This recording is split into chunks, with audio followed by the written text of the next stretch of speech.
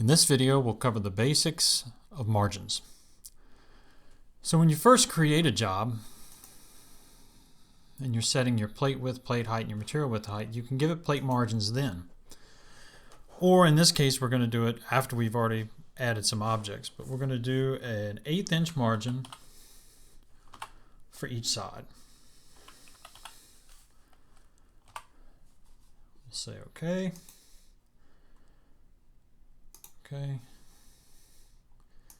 Now in here, we select our two objects. Since we created these before we set the margins, they have the original margins of the plate, which is left 0, right 3. But if we give it the plate margins, now it has the same margins that we assigned to the plate. We say OK. And now at this point, if we do a text merge,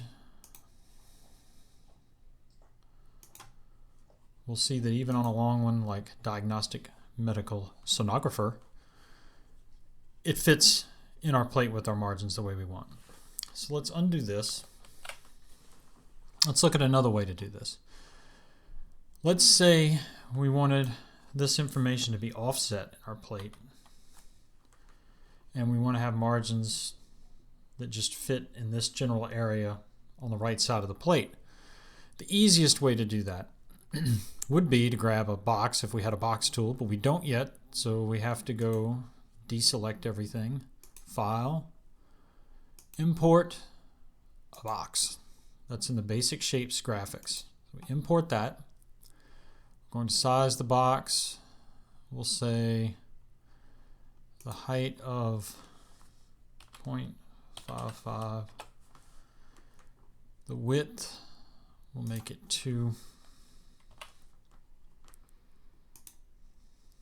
Okay, so we'll align these to each other first, so they're all centered. And then as a group, move this over to the area that we want. Now what we can do, because we want this to be our margin extents, is that with all three selected, we can go to Object Properties and do Object Extents. Now you notice our left and right margins fit with the actual box. It's going to choose the largest of the objects, extents of the object. So we say OK. Now we can delete the box, and these two retain the box's margins, so that if we do a text merge,